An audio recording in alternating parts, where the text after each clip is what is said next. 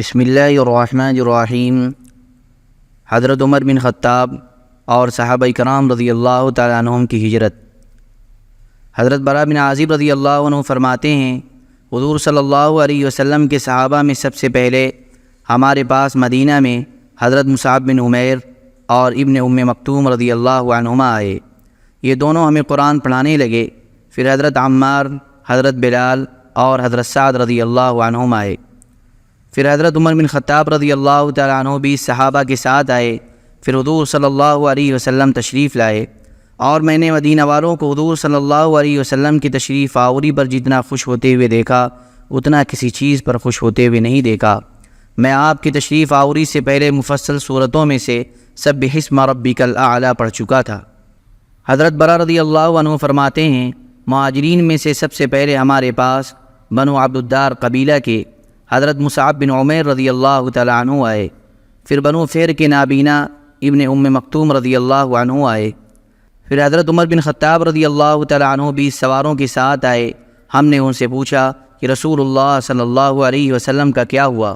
حضرت عمر نے کہا، وہ میرے پیچھے تشریف لا رہے ہیں۔ پھر حضور صلی اللہ علیہ وسلم تشریف لائے، اور حضرت ابو بکر رضی اللہ تعالیٰ عنہ ان کے ساتھ تھے۔ حضرت براء فرماتے ہیں کہ میں حضور صلی اللہ علیہ وسلم کے تشریف لانے سے پہلے مفصل کی کئی صورتیں پڑھ چکا تھا۔ حضرت عمر رضی اللہ عنہ فرماتے ہیں کہ جب میں نے حضرت عیاش بن ابی ربیعہ اور حضرت ہشام بن عاص نے مدینہ ہجرت کرنے کا ارادہ کیا، تو ہم نے صریب مقام سے اوپر کی جانب بنو غفار کے حوض کے کنارے وادی تناظم میں جمع ہونا طے کیا، اور ہم نے کہا کہ ہم میں سے جو بھی صبح کو وہاں پہنچا ہوا نہ ہوگا تو ہم سمجھ لیں گے کہ اسے روک لیا گیا ہے، لہذا اس کے باقی دونوں ساتھی چلے جائیں اور اس کا انتظار نہ کریں۔ چنانچہ میں اور حضرت عیاش تو صبح تنادی پہنچ گئے، اور حضرت ہشام کو ہمارے پاس آنے سے روک لیا گیا، اور کافروں کی طرف سے ان کو آزمائش میں ڈالا گیا، اور وہ آزمائش میں پڑ گئے، یعنی اسلام سے پھر گئے۔ جب ہم مدینہ آئے تو ہم قباء میں بنو عمرو بن عوف کے ہاں ٹھہرے۔ حضرت عیاش ابو جہل بن ہشام اور حارث بن ہشام کے چچا زاد بھائی اور ماں شریک بھائی تھے۔ ابو جہل اور حارث حضرت عیاش کو واپس لے جانے کے لیے مدینہ آئے، اور رسول اللہ صلی اللہ علیہ وسلم ابھی مکہ ہی میں تھے۔ ان دونوں نے حضرت عیاش سے بات کی اور ان سے کہا کہ تمہاری ماں نے یہ نظر مانی ہے کہ جب تک وہ تم کو دیکھ نہ لے گی، وہ نہ سر میں کنگھی کرے گی اور نہ دھوپ سے سائے میں جائے گی۔ ماں کا یہ حال سن کر ان کا دل نرم پڑ گیا۔ میں نے ان سے کہا، اللہ کی قسم، یہ لوگ تم کو تمہارے دین سے ہٹانا چاہتے ہیں، ان سے چوکنے رہو۔ اللہ کی قسم، جب جوئیں تمہاری ماں کو تنگ کریں گی تو وہ ضرور کنگھی کرے گی، اور جب مکہ کی گرمی اس کو ستائے گی تو وہ خود سائے میں چلی جائے گی۔ اس پر حضرت عیاش نے کہا، میں اپنی ماں کی نظر بھی پوری کراتا ہوں، اور میرا وہاں کچھ مال ہے وہ بھی میں لے آتا ہوں۔ میں نے کہا، اللہ کی قسم، تمہیں خوب معلوم ہے میں قریش کے بڑے مالداروں میں سے ہوں، تم ان کے ساتھ مت جاؤ، میں تمہیں اپنا آدھا مال دے دیتا ہوں۔ لیکن انہوں نے میری بات نہ مانی اور ان دونوں کے ساتھ جانے پر مصر رہے۔ جب انہوں نے ان کے ساتھ جانے کی ٹھان ہی لی تو میں نے ان سے کہا، تم نے جو کرنا تھا وہ کر لیا اور ان کے ساتھ جانے کا ارادہ کر ہی لیا، تو یہ میری اونٹنی لو، یہ بڑی عمدہ نسل کی اور مان کر چلنے والی ہے، تم اس کی پیٹھ پر بیٹھے رہنا۔ اگر تمہیں ان دونوں کی کسی بات سے شک ہو تو اس پر بھاگ کر اپنی جان بچا لینا۔ چنانچہ وہ اس اونٹنی پر سوار ہو کر ان دونوں کے ساتھ چل پڑے۔ راستے میں ایک جگہ ابو جہل نے ان سے کہا، اے میرے بھائی، اللہ کی قسم، میرا یہ اونٹ سست پڑ گیا ہے، کیا تم مجھے اپنی اس اونٹنی پر پیچھے نہیں بٹھا لیتے؟ حضرت عیاش نے کہا، ہاں ضرور، اور انہوں نے اپنی اونٹنی نیچے بٹھا لی، اور ان دونوں نے بھی اپنے اونٹ بٹھا لیے تاکہ ابو جہل ان کی اونٹنی پر سوار ہو جائے۔ جیسے ہی وہ زمین پر اترے تو یہ دونوں حضرت عیاش پر جھپٹے اور انہیں رسی سے اچھی طرح باندھ لیا اور انہیں مکہ لے گئے، اور اسلام سے ہٹانے کے لیے ان پر بڑا زور ڈالا۔ آخر وہ اسلام کو چھوڑ گئے۔ ہم یہ کہا کرتے تھے کہ جو مسلمان اسلام کو چھوڑ کر کفر میں چلا جائے گا پھر اللہ اس کی توبہ قبول نہیں کریں گے، اور اسلام چھوڑ کر چلے جانے والے بھی یہی سمجھتے تھے، یہاں تک کہ حضور صلی اللہ علیہ وسلم مدینہ تشریف لے آئے اور اللہ تعالیٰ نے یہ آیتیں نازل فرمائیں۔ قل يا عبادي الذين اسرفوا على انفسهم لا تقنطوا من رحمة الله ان الله يغفر الذنوب جميعا انه هو الغفور الرحيم وانيبوا الى ربكم واسلموا له من قبل ان ياتيكم العذاب ثم لا تنصرون واتبعوا أحسن ما أنزل إليكم من ربكم من قبل أن يأتيكم العذاب بغتة وأنتم لا تشعرون۔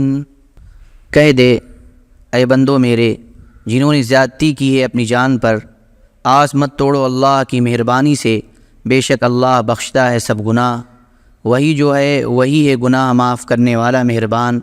اور رجوع ہو جاؤ اپنے رب کی طرف اور اس کی حکم برداری کرو، اس سے پہلے کہ آئے تم پر عذاب، پھر کوئی تمہاری مدد کو نہ آئے گا۔ اور چلو بہتر بات پر جو اتری تمہاری طرف تمہارے رب سے، اس سے پہلے کہ پہنچے تم پر عذاب اچانک اور تم کو خبر نہ ہو۔ حضرت عمر رضی اللہ عنہ فرماتے ہیں کہ میں نے یہ آیتیں لکھ کر حضرت ہشام بن عاص کے پاس بھیج دیں۔ حضرت ہشام کہتے ہیں کہ جب یہ آیتیں میرے پاس پہنچی تو میں ان کو ذی طویٰ مقام پر پڑھنے لگا اور ان کے معنی اور مطلب کو سمجھنے کے لیے ان کو اوپر نیچے دیکھنے لگا، لیکن مجھے ان کا مطلب سمجھ میں نہ آیا، یہاں تک کہ میں نے یہ دعا مانگی، اے اللہ یہ آیتیں مجھے سمجھا دے۔ پھر اللہ نے میرے دل میں یہ مطلب ڈالا کہ یہ آیتیں ہمارے بارے میں نازل ہوئی ہیں، ہم جو اپنے دلوں میں سوچا کرتے تھے اور صحابہ جو ہمارے بارے میں کہا کرتے تھے کہ جو اسلام کو چھوڑ کر کفر میں چلا جائے گا پھر اللہ اس کی توبہ قبول نہیں کرے گا۔ اب اللہ تعالیٰ نے یہ آیتیں نازل فرما کر بتایا ہے کہ توبہ قبول ہو جائے گی۔ جب یہ مطلب میری سمجھ میں آ گیا اور مجھے اپنی توبہ قبول ہو جانے کی بات معلوم ہو گئی تو میں اپنے اونٹ کے پاس آیا اور اس پر سوار ہو کر مدینہ حضور صلی اللہ علیہ وسلم کی خدمت میں حاضر ہو گیا۔ حضرت قتادہ رضی اللہ عنہ فرماتے ہیں کہ سب سے پہلے اللہ کے لیے جس نے اپنے اہل و عیال کے ساتھ ہجرت کی وہ حضرت عثمان رضی اللہ تعالیٰ عنہ ہیں۔ میں نے حضرت نضر بن انس کو یہ فرماتے ہوئے سنا کہ میں نے حضرت ابو حمزہ یعنی انس رضی اللہ تعالیٰ عنہ کو فرماتے ہوئے سنا کہ حضرت عثمان بن عفان رضی اللہ تعالیٰ عنہ ہجرت کر کے حبشہ چلے گئے اور ان کے ساتھ ان کی بیوی حضرت رقیہ رضی اللہ عنہا حضور صلی اللہ علیہ وسلم کی صاحبزادی بھی تھیں۔ حضور صلی اللہ علیہ وسلم کے پاس ان دونوں کی خیر خبر آنے میں دیر ہو گئی۔ پھر قریش کی ایک عورت آئی اور اس نے کہا، اے محمد میں نے تمہارے داماد کو دیکھا تھا اور ان کے ساتھ ان کی بیوی بھی تھیں۔ آپ نے فرمایا تم نے ان دونوں کو کس حال میں دیکھا؟ اس عورت نے کہا میں نے ان دونوں کو دیکھا کہ انہوں نے اپنی بیوی کو ایک کمزور سے گدھے پر سوار کر رکھا تھا اور خود اس کو پیچھے سے ہانک رہے تھے۔ حضور صلی اللہ علیہ وسلم نے فرمایا اللہ تعالیٰ ان دونوں کے ساتھ رہے۔ حضرت عثمان حضرت لوط علیہ السلام کے بعد پہلے شخص ہیں جنہوں نے اپنے اہل و عیال کے ساتھ ہجرت کی ہے۔ طبرانی نے حضرت انس رضی اللہ تعالیٰ عنہ سے اسی حدیث کی ہم معنی روایت کی اور اس میں یہ بھی ہے کہ ان کے بارے میں حضور صلی اللہ علیہ وسلم کو کوئی خبر نہ ملی۔ حضور صلی اللہ علیہ وسلم گھر سے باہر تشریف لا کر ان کے بارے میں لوگوں سے خیر خبر پوچھا کرتے۔ آپ کو ان کے بارے میں کوئی خبر ملنے کا بڑا انتظار تھا۔ آخر ایک عورت آئی اور اس نے آپ کو ان کے بارے میں بتایا۔ حضرت علی بن ابی طالب رضی اللہ تعالیٰ عنہ کی ہجرت۔ حضرت علی رضی اللہ عنہ فرماتے ہیں جب رسول اللہ صلی اللہ علیہ وسلم ہجرت فرما کر مدینہ تشریف لے جانے لگے تو آپ نے مجھ سے فرمایا کہ میں آپ کے بعد ٹھہر کر لوگوں کی جو امانتیں حضور صلی اللہ علیہ وسلم کے پاس تھیں وہ لوگوں کو پہنچا دوں۔ چونکہ لوگ آپ کے پاس امانت رکھواتے تھے اسی وجہ سے آپ کو الامین کہا جاتا تھا۔ میں آپ کے بعد 3 دن وہیں رہا۔ میں گھر سے باہر علی الاعلان لوگوں میں چلتا پھرتا تھا، ایک دن بھی چھپ کر نہیں بیٹھا۔ پھر میں مکہ سے نکل کر حضور صلی اللہ علیہ وسلم والے راستے پر چل دیا، یہاں تک کہ جب بنو عمرو بن عوف کے یہاں پہنچا تو حضور صلی اللہ علیہ وسلم بھی وہاں ہی قیام پذیر تھے۔